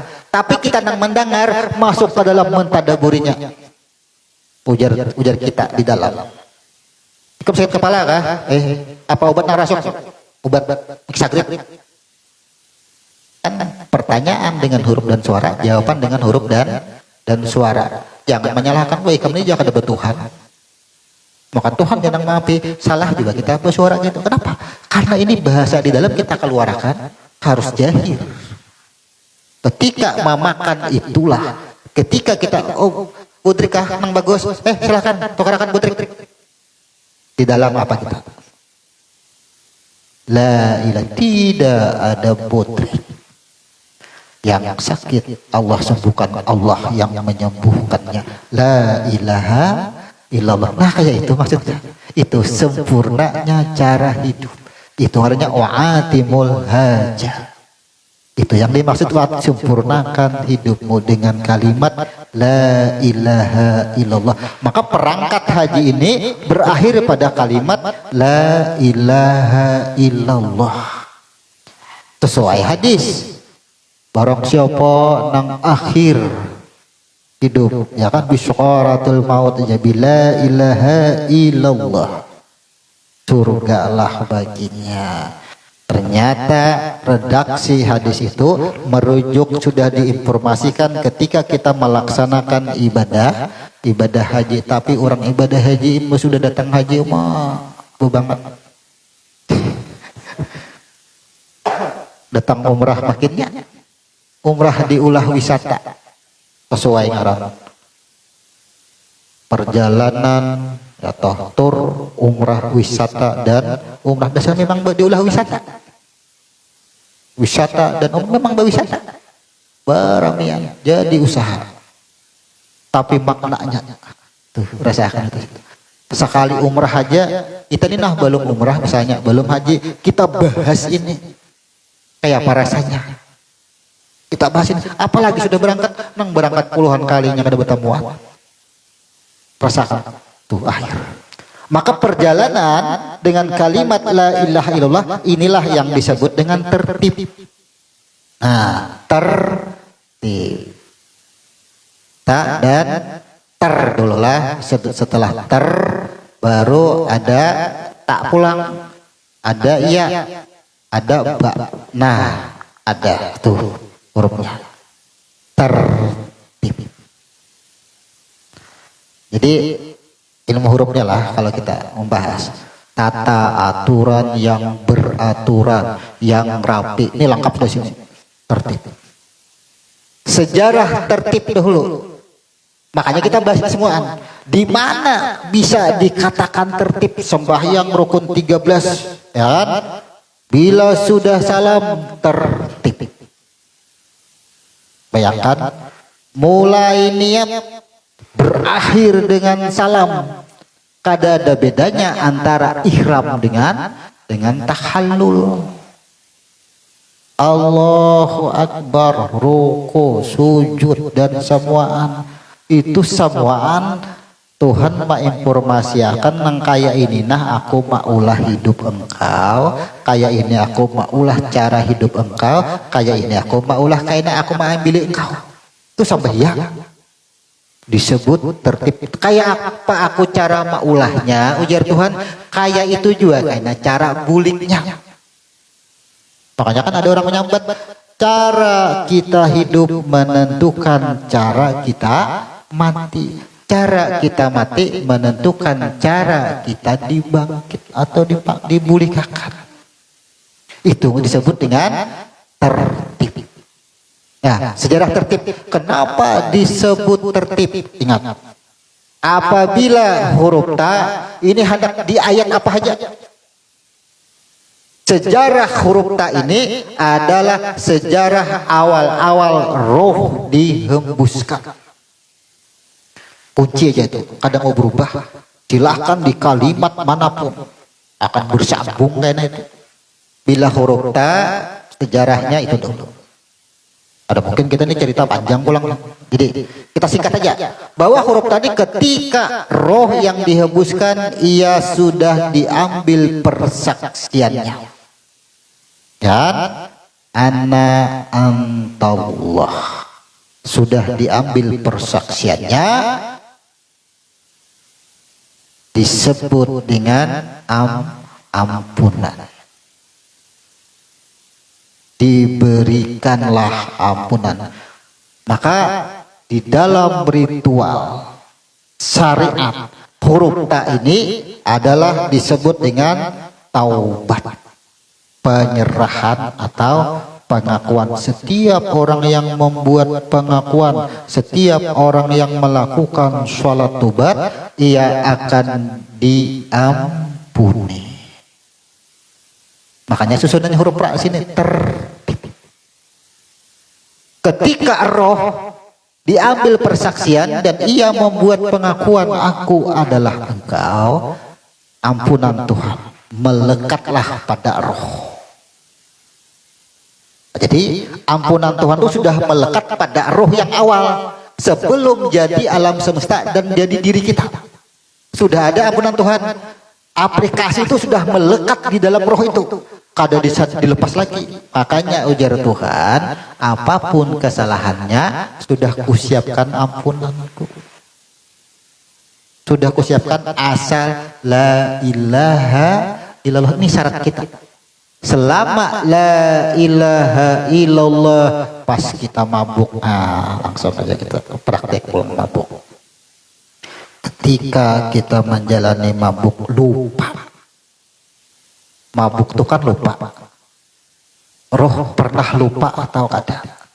Pernah lupa, tapi roh membuat pengakuan.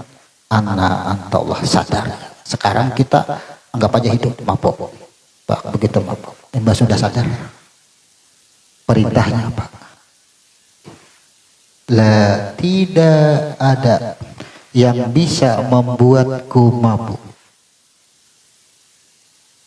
Salah itu. Tidak ada yang bisa membuatku mabuk. Semuanya adalah Dia. Tapi jangan menuduh Dia itu Dia yang mabuk. Artinya tidak ada yang bisa membuatku mabuk kecuali adalah takdirnya lah yang membuat aku mabuk. Kalimatnya sama, la ilaha illallah. Itu pengakuan kita, taubat kita. Itulah ajar Tuhan, rahmatku, ampunanku lebih besar dari segala kesalahanmu. Irik dosa syirik aja diampuni Tuhan, apalagi mabuk aja. Di mana itu? Asal ini syaratnya. Nang kita yakin itu, ya Allahumma aku ya selama ini mabuk aja Tuhan aja ini. Padahal apa? Zikir kita tertinggi itu jangan hanya mabuk.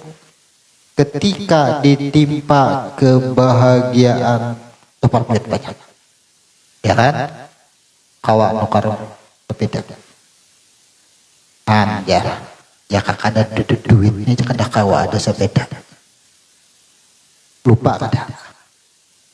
Dapat rajaki banyak, ada kawan yang ditukar.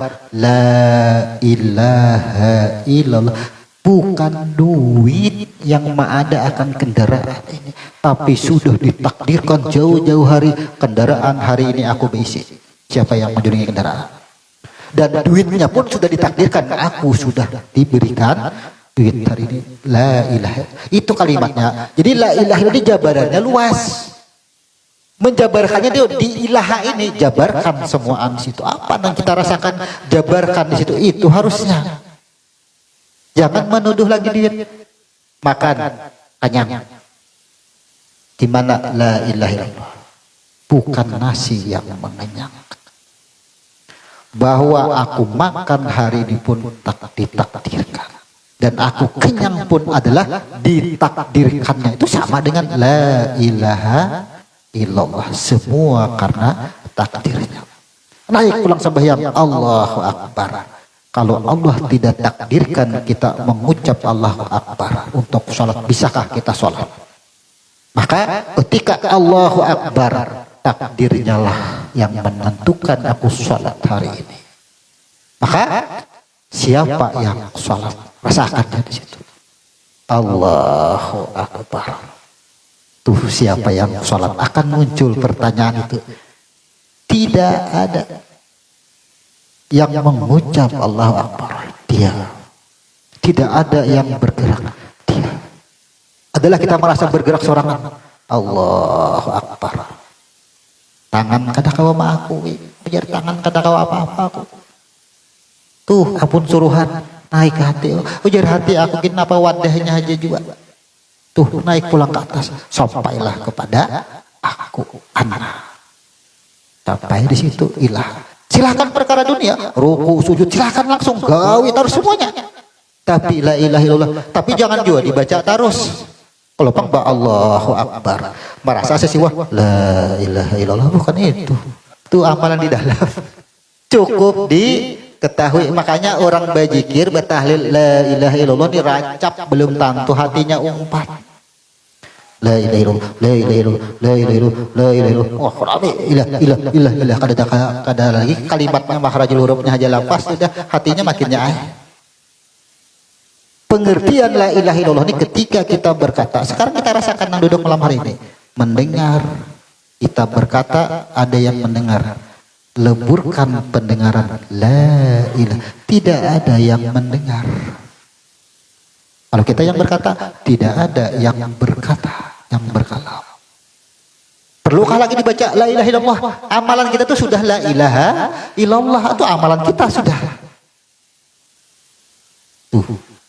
Sejarah semua rahmat ampunan Tuhan itu karena adanya penyerahan peleburan.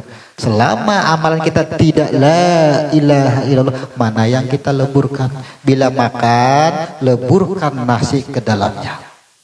Jangan menuduh nasi. Bila minum, leburkan air ke dalamnya. Jangan menuduh air. Tuh amalan la ilaha. Maka ampunan Tuhan. Ujar Tuhan, ikam tadi sawat tuduh banyu, tapi ikam sadar la ilaha illallah. Tidak ada yang menghilangkan haus. Rasa haus itu adalah aku jua. Tuh ampunan Tuhan. Jangan takut tenang. Salah-salah dahulu. Sudah tahu kita rumusnya. Nah, begitu dapat ampunan Tuhan, dan selesailah, lalulah dari sini berkembanglah roh tadi yang disebut dengan nur yang bernama Ahmad. Barulah diproses bernama dengan Nur Muhammad.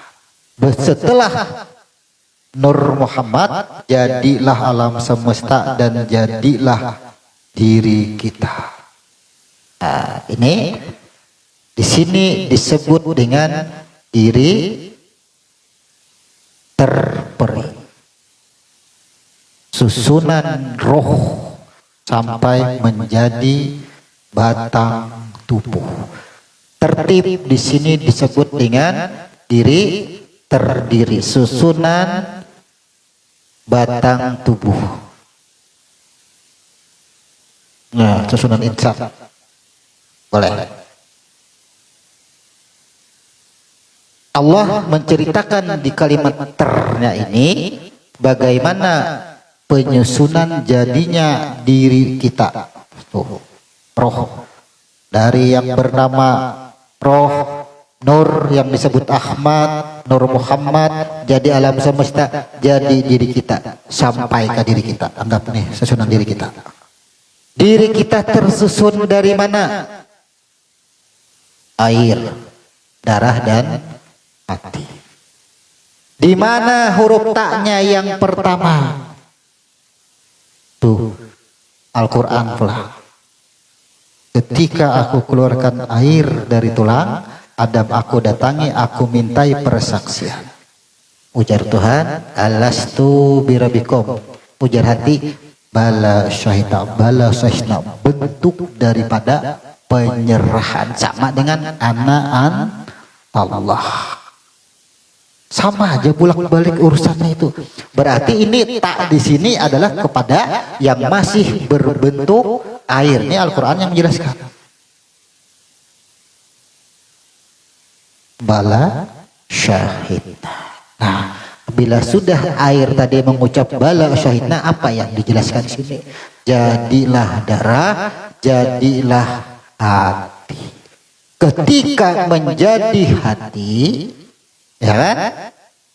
77 pertanyaan. Anyar jadi batang tubuh. Ketika sudah menjadi batang tubuh, tuh, ba artinya persaksian. Saksikan dari batang tubuh kita.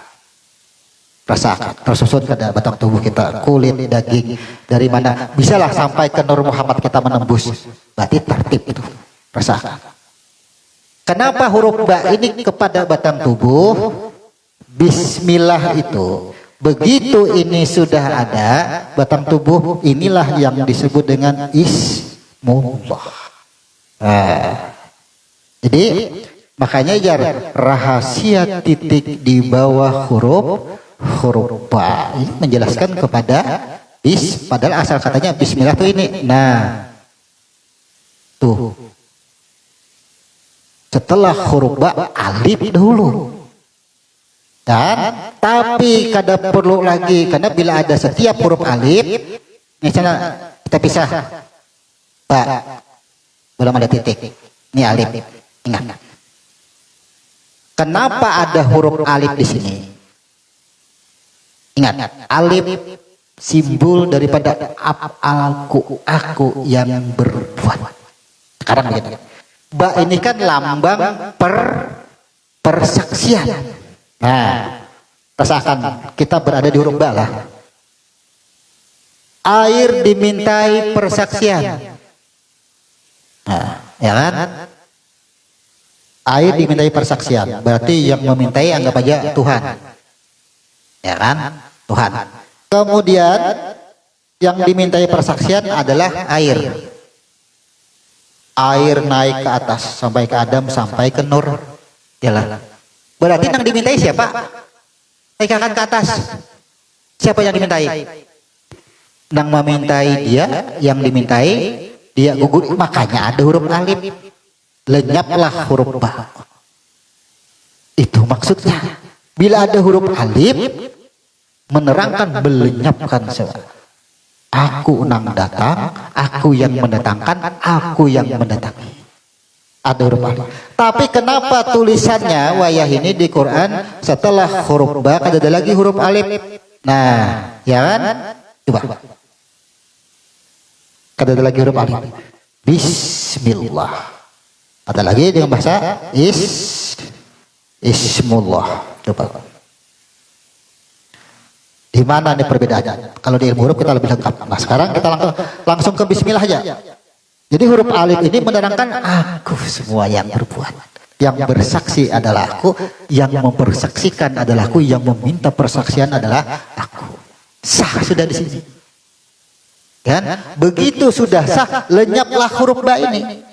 Setelah huruf ba, pujar Tuhan, namun sudah yakin dan semuanya kada disangsikan lagi, sudah leburlah huruf alif ini. Nah, bang mengecil jadi sininya waktu itu kan belum bertitik. Akhirnya huruf alif tadi berbulik tup berbuat ke sini. Bersembunyi. Cukup aku di sini aja. Silahkan tampil. Siapa yang tampil? Diri. Nah. Nih kita di sini seberataan tampil nih, wah seolah-olah padahal sadar kada ini ada huruf alif di sini. Ya kan? Kamuflase aja kita. Ya kan? Nah, silahkan tampil. Padahal masih ada titiknya di sini. Kita kada pandang titiknya itu. Inilah bahasanya rahasia titik di bawah huruf kada perlu lagi gen aku bertampai. Silahkan beraktivitas. Dirilah yang berada. Ya, kenapa mim setelah dinaungi dilindungilah mim disang sin ini disangwe dengan huruf mim supaya lengkap karena mim adalah rohnya, sin adalah dirinya, diri yang tersusun. Semua diri yang tersusun dan mim adalah yang menggerakkan diri, semua adalah aku. Kan alif ada di sini. Nih, semua adalah titik inilah yang berperan. Berarti kita nang duduk pada malam hari Desembertaan beserta bersama dengannya atau atas nama. Rasakan. Kalau ada mengartikan dengan nama Allah beserta Allah. Ya kan? Beda tuh. Kalaunya beserta berdua lah. Berdua. Kalaunya dengan nama. Apa rasanya? Dengan nama. Berarti wakil. Atas nama. Ya? Kalau atas nama itu, kalau dengan nama, dengan atas nama itu kan hampir mirip. Kayak apa? Untuk membedakan sesuatu yang mirip. Sesuatu yang kembar itu mirip, tapi pasti ada perbedaan. Dengan nama, atas nama. Apa kira-kira? Ini contoh. Dulu pernah kita contohkan. Inilah. Seorang lurah diundang.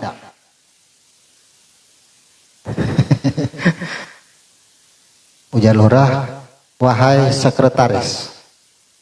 Aku udah kau hadir tuh undangan di Belitung situ. Kena isok hadirilah. Ya kan? Kena isok hadiri. Apa acaranya? Ini nah, bawa amanku. Sudah ada teks semua, hadirlah itu. Silakan kepada Pak Lurah atau yang mewakili. Nah, majulah. Artinya berhubung Pak Lurah kadakawa, maka kita hadir di sini sesuai apa yang Pak Lurah beri petunjuk. Oh, baca ayat teksnya. Dengan nama. Ya. Berarti ia bertindak semuanya atas petunjuk yang sudah tertuang di situ. Beda dengan atas nama. Beda dengan atas nama. Pak Lurah dipanggil. Tuh, sekretaris ada undangan sana, hadiri. Siapa? Hadir aja sana sudah. Aku udah tahu juga ada undangan aja. Ya kan? Yang ada hanya undangan. Jika mungkin sampai sana kondisikan aja. Ya kan? Tuh. Atas nama. Kondisikan. Berarti kita malam hari ini mengambil dengan nama besertanya atau atas nama.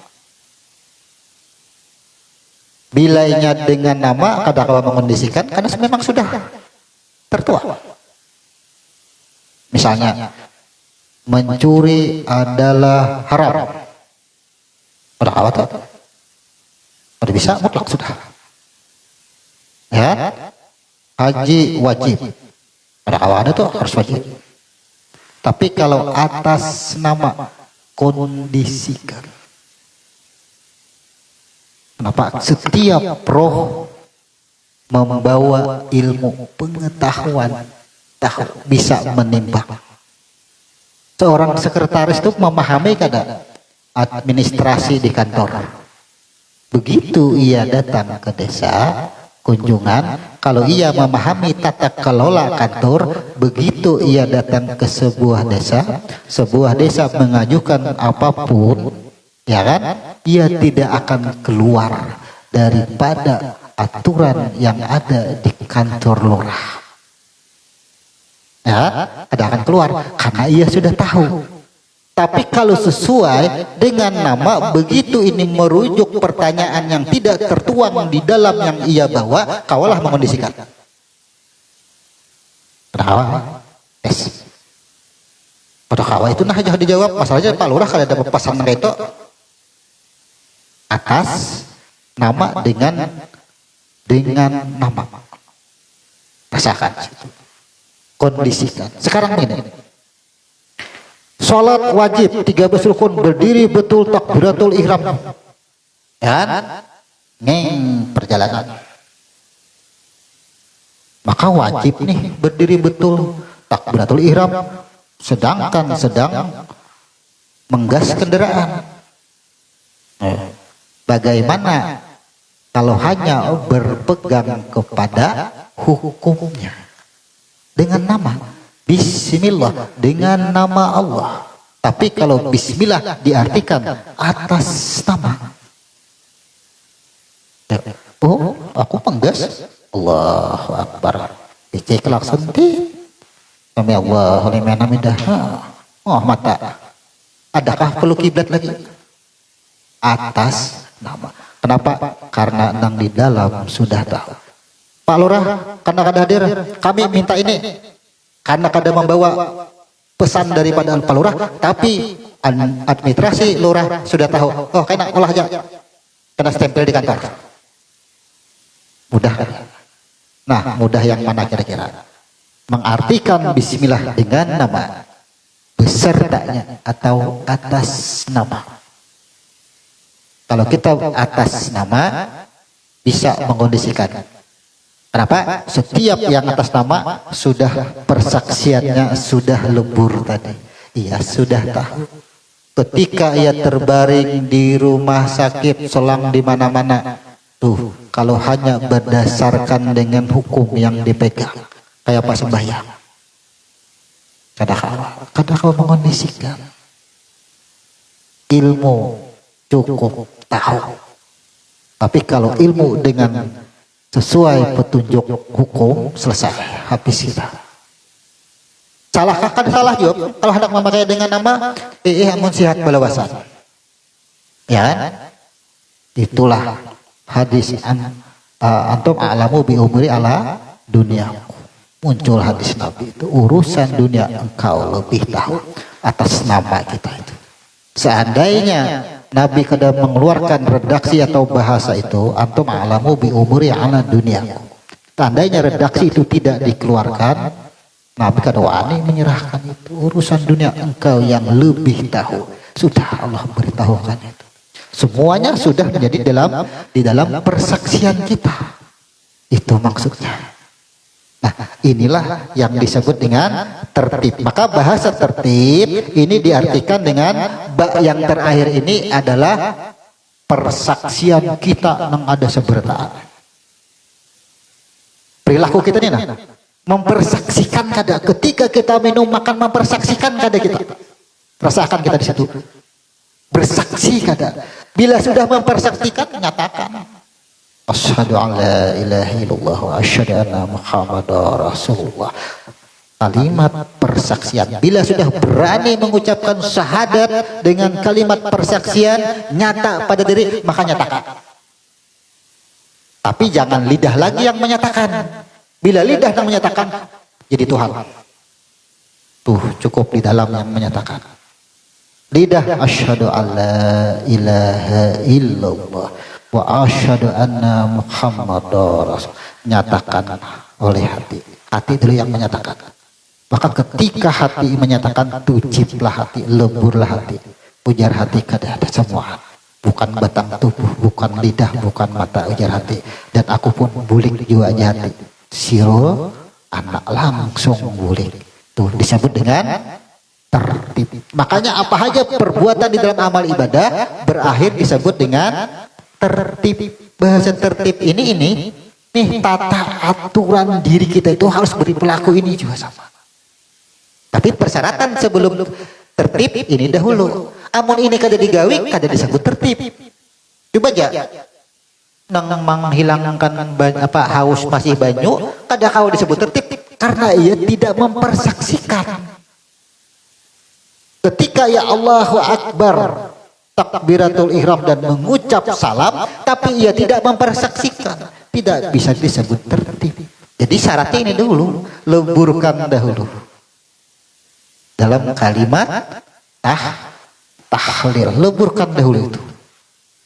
Jadi tertib adalah rangkuman daripada perilaku diri. Maka perilaku tertib ini disebut S dan K, syarat dan ketentuan berlaku. Kalau kita masih menuduh air tadi, berarti tidak disebut dengan tertib karena tidak mempersaksikan, tidak lebur, sama dengan sholat. Nah, artinya kebanyakan kalau kita melakukan sharing itu kajian tasawuf dan apapun bentuknya maupun rububiyah, uluhiyah, asma wa sifat, usuluddin, semuanya itu bertengkar pada bahasa. Ketika terjadi bertengkar pada bahasa, ini kada mau habis, maka akan timbul saling menyalahkan. Yang di dalam kada kawa dikeluarkan kalau sudah ihram. Makanya antara tubuh dan ihram itu sudah ada garis dua itu, zona kada bisa lagi yang di dalam kada kawa keluar. Jangan dikeluarkan. Ini bahasa dalam. Sudah. Harus diperjelas kalimatnya. Bahasa di luar kada boleh masuk ke dalam. Ingat, bahasa. Kenapa? Yang disebut bahasa di luar ini adalah bahasa dunia. Akal dan pikir. Jangan dimasukkan ke dalam. Misal, bomor benar ikam nih. Itu kan bahasa kada baik nih. Jangan masuk ke dalam. Karena itu urusan dunia. Jangan masuk. Jadi makanya ada zona, ini ada batasan. Jangan dimasukkan ke dalam. Jadi pada malam hari ini mungkin sudah bisa kita simpulkan untuk bab haji kita anggap selesai atau kita anggap tertib. Karena berakhir dengan rukun tertib, tinggal bagaimana kita memahami apa yang kita uraikan agar tidak menjadi paham yang salah. Ya kan kadang-kadang apa yang kita sampaikan itu pemahaman banyak dari kita itu akan berbeda, pastinya menimbulkan paham yang salah di dalam amaliyahnya. Karena bahasa jahir, bahasa dunia dengan bahasa di dalam otomatis bertentangan. Kalau hendak membuktikan pian bicara min, ambil cermin, angkat tangan kanan, yang di dalam pasti tangan kiri. Sama. Bahasa dalam dan bahasa luar kada mau sama. Jangan diartikan salah. Kenapa? Ketika kita bercermin mengangkat tangan kanan yang muncul tangan kiri, yang di dalam cermin itu kada salah. Ya kan? Coba kita jangan mengangkat tangan, maulah nang cermin tak angkat tangannya. Berarti yang dalam cermin tangan siapa? Walaupun yang terlihat kiri. Terlihat kiri, padahal inilah yang disebut dengan bahwasanya dunia adalah menipu. Makanya sebelum salam di dalam tahiyat akhir pasti ada yang memerintahkan dengan 4 kalimat, minta hindarkan daripada fitnah dunia. Itulah melihat orang, misalnya yang di sini mengangkat tangan kanan, orang berdiri di situ melihat ke dalam cermin, pasti terlihat tangan kiri. Nang kulihat aja, aku jelas aja. Karena cerminnya ganal aja. Tangan kirinya mengangkat. Dan itulah memunculkan fitnah. Inilah bahasa lain. Kalau di dalam ilmu fikih disebut dengan tabayun dahulu takuni dahulu orang. Kalau orang tadi mengaku jadi Tuhan, jangan langsung disembah. Takuni dahulu sidin merasa jadi Tuhan tadi. Kalau pindah muntungnya aja. Ahwainya sidin aku. Kenapa aku keluarkan? Karena udah sidin banyak nang kada paham. Nang menghilangakan haus Tuhan. nang minum banyu Tuhan, nang diminum Tuhan juga, nang minum Tuhan juga. Berarti pian Tuhan mah Bapak apalagi ya Sidin? Ya kan? Itu bahasa Sidin tuh. Tapi kalau kita paham, kita kadang akan menyalahkan Sidin, karena kita yang menakuni Sidin. Coba jangan ditakuni Rana, Sidin di dalam. Tahu kalimat akan keluar dijawab dengan kalimat. Makanya itu bahasa tabayun. Kenapa pian Mujasidin aku kada mengaku jadi Tuhan ikam batakun. Mujasidin aku muntungku di dalam. Semuanya adalah dia. Karena diucapkan. Nah, itu kesimpulannya. Jadi pada malam hari ini mungkin kita akan pastinya nantinya apakah harus pengulangan lagi atau bagaimana.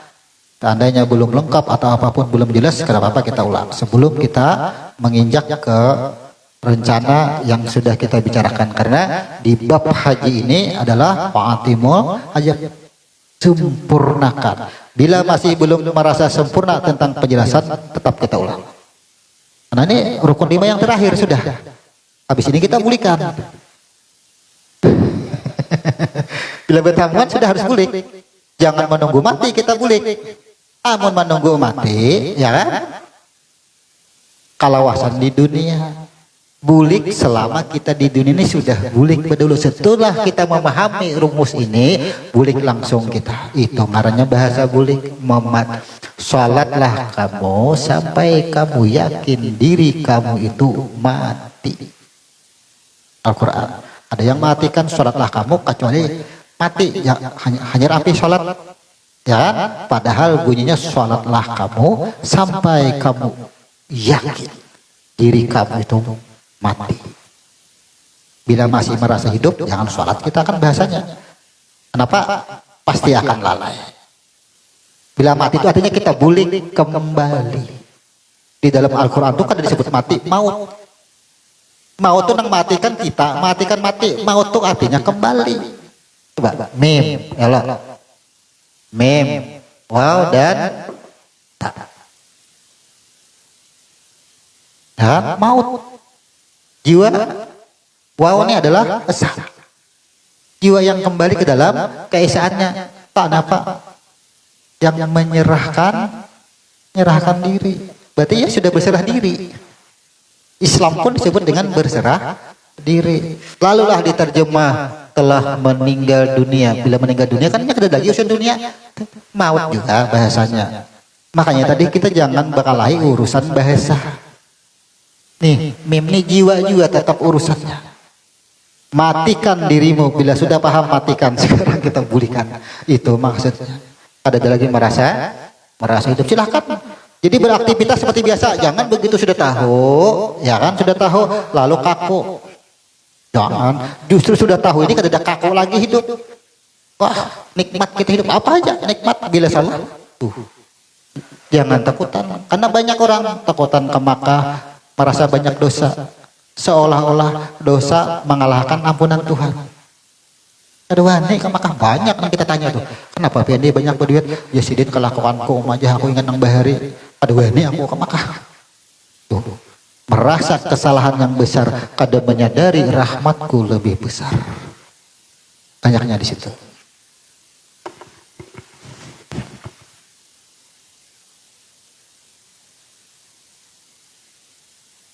Jadi mungkin kajian kita untuk di bab haji yang menganggap selesai atau menganggap sudah tuntas adalah kita serahkan kepada para pendengar atau jamaah sekalian. Apabila nanti misalnya untuk pendarasan atau memutalaah lagi boleh, karena di titik ini kita sudah menyempurnakan rukun Islam. Artinya Islam itu artinya berserah diri. Maka rumus berserah diri itu adalah haji, itu adalah caranya. Cara bulik. Kalau berserah itu adalah bulik, maka kita mempelajari ini cara kita bulik. Nah, cara itu kalau di dalam bahasa dunia wayah ini disebut dengan Google Map kawin. Nah, harus menghafal. harus mengetahui rumusnya itu kayak apa caranya supaya jangan tersesat mengerjakan sholat, supaya jangan dianggap lalai, karena sesuatu yang lalai diancam dengan neraka wail. Sembahyang aja diancam, apalagi kada sembahyang ya. Maka puasa, zakat, haji itu adalah cara Tuhan memulihkan tubuh kita, cara Tuhan memanggil kita. Semuanya itu cara Tuhan sama. Dari rukun 5 ini adalah cara Tuhan memanggil atau cara kita kembali. Dengan cara syahadat Tuhan panggil. Bila persaksian kita selama mengucap syahadat, ya kan, tidak mempersaksikan bagaimana sholatnya. Selama ia sholat, ia tidak bertemu. Selama sholat sibuk bertemu dengan pasar saja misalnya. Maka bagaimana dengan puasa? Puasa itu adalah saum, pensucian jiwa.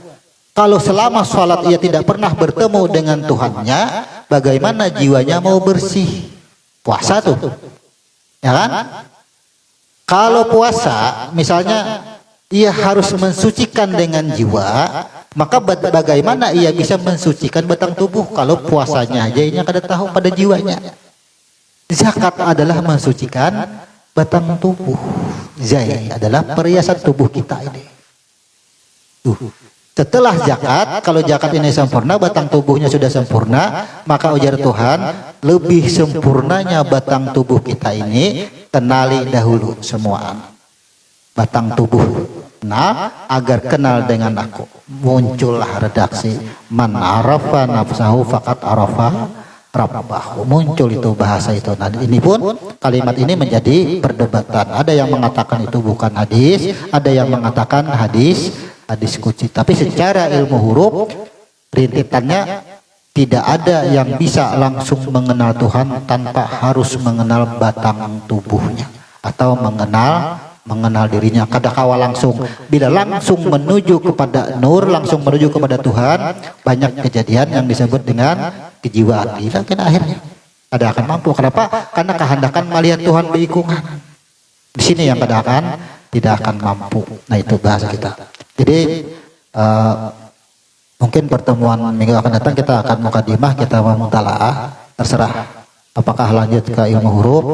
Bila ke ilmu huruf, maka minimal ini ada di halaman terakhir kita. Namun sebelumnya kita tutup dahulu majelis kita ini dengan mengucapkan subhanakallahumma wa bihamdika asyhadu an la ilaha illa anta astaghfiruka wa atubu ilaik. Assalamualaikum warahmatullahi wabarakatuh.